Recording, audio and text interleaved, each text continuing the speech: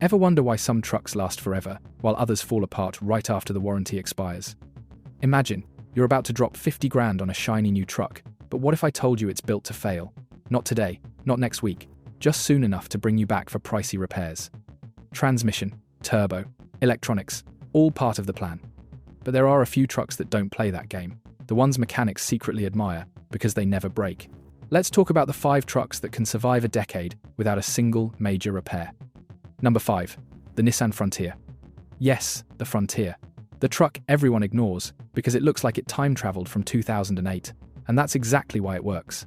Nissan stopped updating this thing for over a decade. Same engine, same transmission, same basic platform.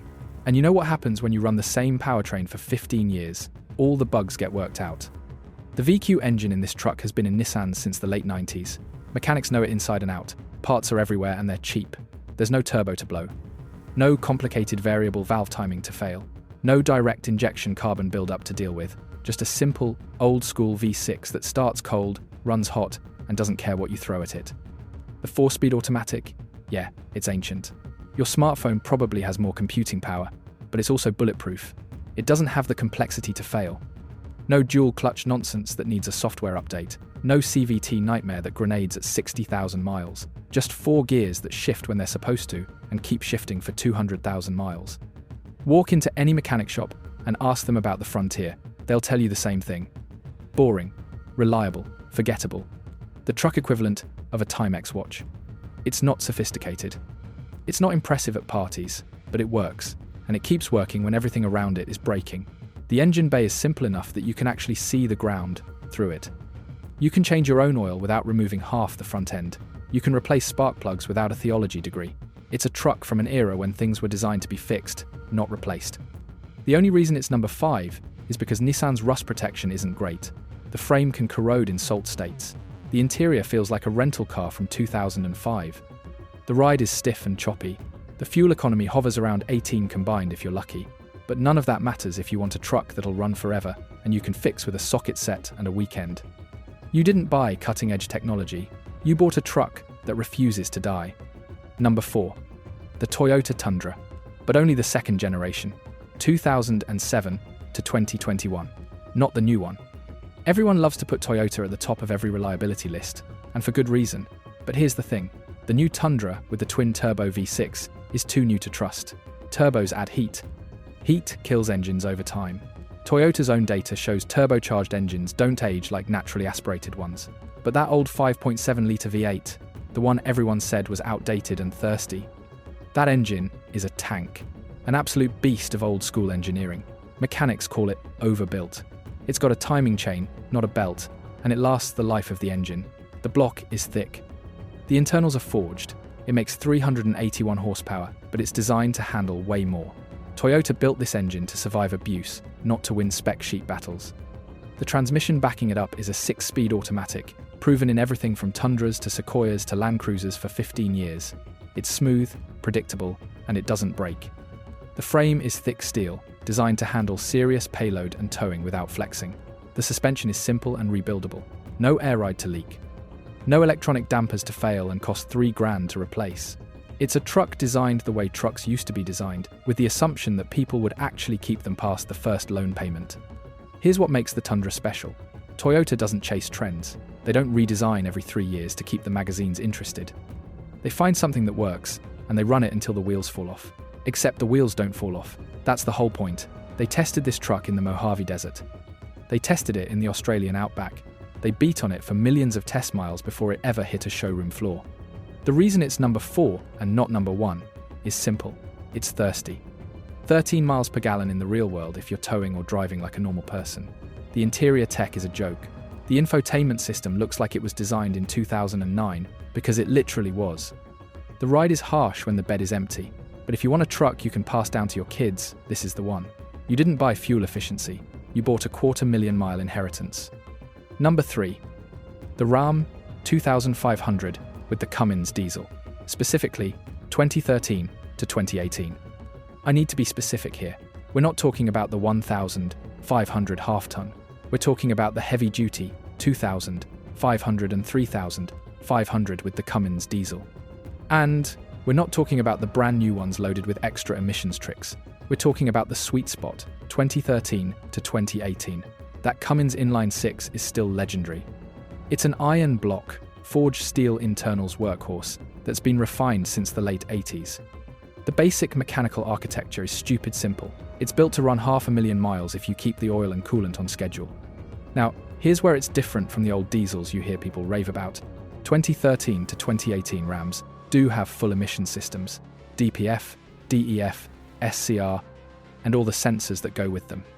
Mechanics will tell you that adds one more layer of complexity compared with pre-emissions era trucks, regens, DEF dosing, and the occasional sensor or emissions software hiccup. It's not no emissions baggage like a 2005 style Cummins. It's modern, robust diesel inside an emissions packaged truck. But even with that extra system overhead, the core engine and the ACE and 6-speed behind it stay extremely durable. You can drive this truck hard, tow heavy, and keep up with the maintenance, and it'll still outlast most half-tons in the same mileage range. The emissions gear helps it meet modern standards, but the mechanical heart is still built like a commercial-grade workhorse. The reason it's not higher on this list isn't reliability, it's practicality. It's overkill if you don't tow or haul often. It rides like a tractor when empty. The turning radius is huge.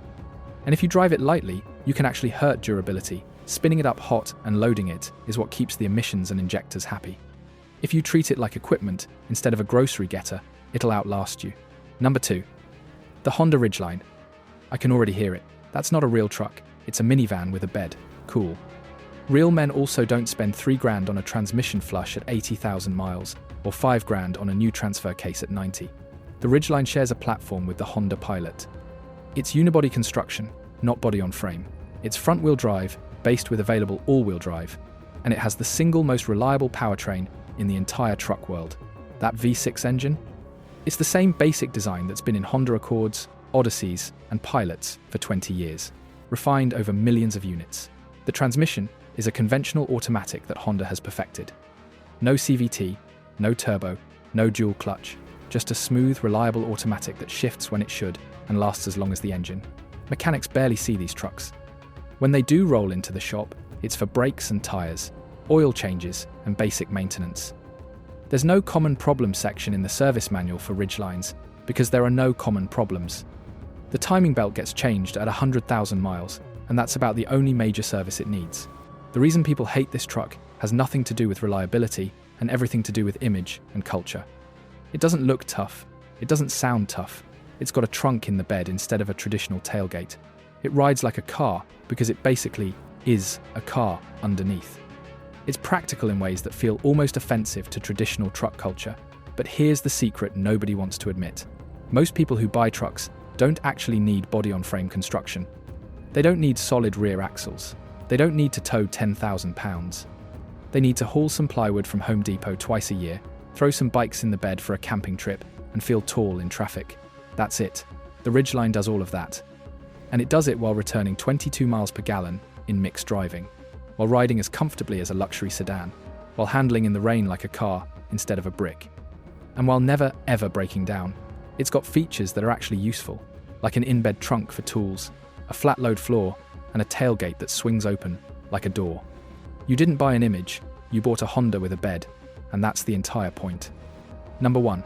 The Toyota Tacoma, second and third generation, 2005 to present. Not the Tundra, the Tacoma, the truck that mechanics drive, the truck that oil field workers buy with 300,000 miles already on the odometer and expect another 300. Here's why the Tacoma earns the top spot. It's overbuilt for its size class. It's got a frame that was designed for a bigger, heavier truck. Suspension components that are thicker and stronger than they need to be. Engine options, especially the 3.5-litre V6 and the older 4-litre that are understressed and underworked. They're not making crazy horsepower numbers.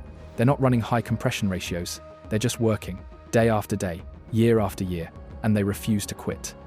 There's a reason Tacomas in the Middle East, Africa, and South America are the truck of choice for everyone from aid workers to militias. They run on terrible fuel.